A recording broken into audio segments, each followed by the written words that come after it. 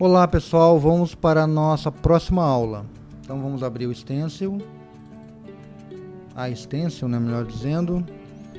Vamos abrir o nosso game. Eu fiz uma pequena alteração no nosso cenário. Eu achei que estava... Vou abrir aqui o cenário, né, a cena.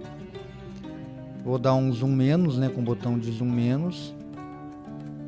Porque é importante citar o seguinte: um jogo não pode ser muito simples, ou seja, muito fácil, que não dê um desafio mínimo para o nosso jogador, como também não pode ser muito difícil a ponto de desanimá-lo, para que ele não consiga completar aí vamos dizer assim, o desafio de chegar ao final da cena, ok?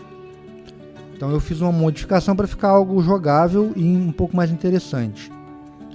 Bom, antes da sequência também, eu gostaria só de fazer algumas melhorias, né, na aula anterior, que é a construção aqui da pintura, né, do cenário, usando aqui os tijolinhos.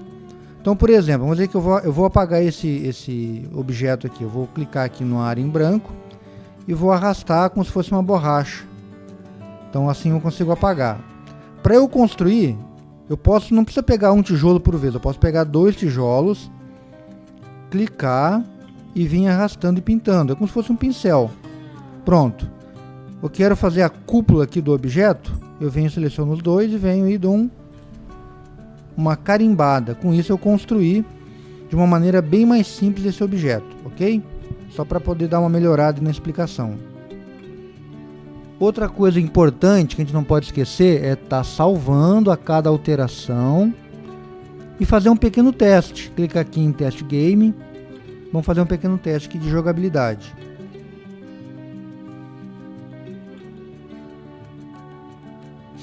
Então vamos lá, vamos aguardar a compilação. Lembrem que a cada mudança, aumento de conteúdo, de cenário, ele demora um pouquinho mais para compilar. Então tá aqui, ó, a tela, né? A tela a gente pode considerar como se fosse a área da câmera que está sendo filmado.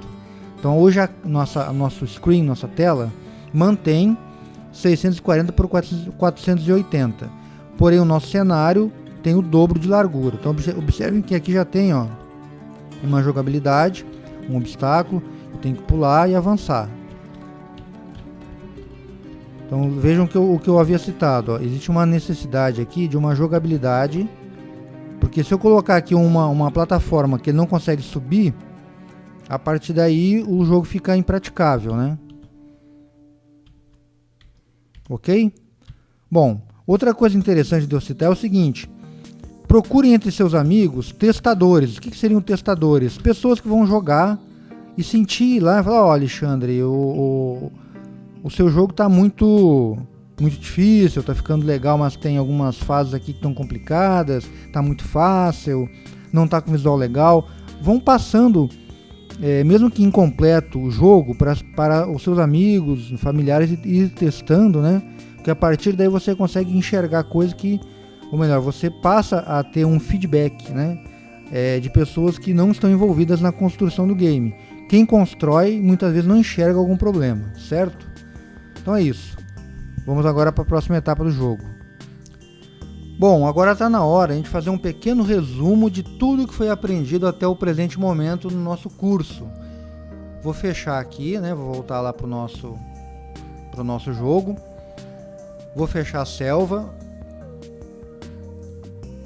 Venho aqui no dashboard e vejo o que eu tenho. Eu tenho um ator, tenho background nenhum, porque o background que nós estamos usando na cena, ele é um background de cor somente. Tenho uma cena e tenho um conjunto de tilesets, ou seja, de conjunto de ladrilhos que nós importamos. Nós criamos uma cena, primeiramente. Essa cena ela foi criada com inicialmente apenas 20 tiles, ou seja, apenas 20 ladrilhos. Depois nós aumentamos essa largura da cena para o triplo, ok? Lembrando que o que aumentou foi a cena. A janela, ou seja, o screen do jogo, ela se manteve em 640 por 480, ok? Vejo também que a gente não tem aqui o nosso background é apenas uma cor pura, uma cor sólida, não é? Eu não tenho nenhuma imagem de fundo por enquanto, ok? Bom, logo em seguida nós inserimos um ator. Vamos voltar aqui no dashboard. Nós inserimos um ator. Esse ator foi importado do Stencil Forge.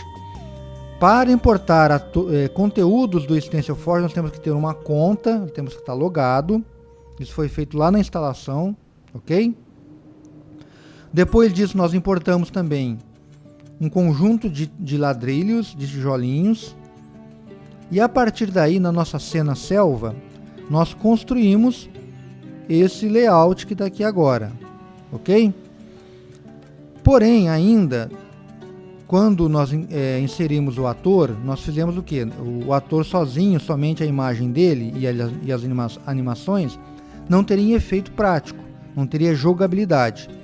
No ator, então vamos voltar aqui no nosso ator, vamos abri-lo só para poder exemplificar o que foi feito. Então veja aqui que tem as animações, nós já vimos isso, né? Essas animações nós estamos usando algumas já, de caminhar, de pular. Porém, o nosso ator ele necessitou de um behavior, ou melhor, de vários behaviors, né? Mas inicialmente o primeiro foi esse aqui, ó, Jump and Run Movement, ou seja, para pular e caminhar. Com esse behavior, com esse comportamento pré-definido, que tem que ter uma configuração prévia, né, de controle de seta, o que anda para a direita, o que anda para a esquerda, o que pula, e quais animações são executadas ao acionar cada um dos controles. Após isso, o nosso ator começou já a andar em tela. Porém, teve um problema, ele ficava flutuando, lembram disso? Pois é, para que o ator não ficasse flutuando, eu tive que fazer o quê? Eu tive que, na minha cena, eu tive que adicionar uma propriedade, ou melhor, vamos voltar aqui, eu tive que adicionar a propriedade de gravidade, uma propriedade física, coloquei 85. A partir daí, esse ator passou a ter um comportamento mais aceitável, de deslocamento, de andar, de pular, lembram disso? Ok, porém ainda tinha um problema, o nosso ator estava passando, o que acontecia aqui na cena? A cena ela era menor, né? Ela era do tamanho da tela, e o ator passava do final da tela e sumia. O que nós tínhamos que fazer? Colocamos um outro comportamento na cena. Desculpem, no ator. Vamos aqui no ator. Colocamos um outro comportamento no ator, que foi, primeiramente eu coloquei não sair da tela.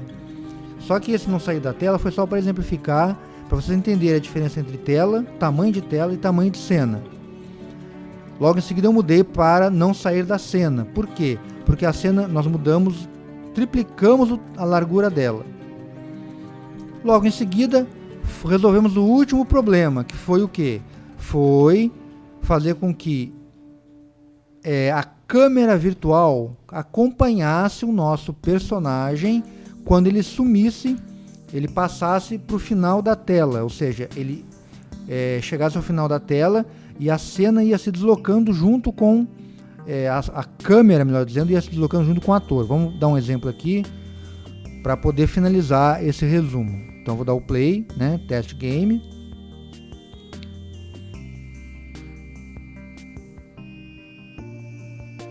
Vamos lá no test game para poder entender o que eu estou citando.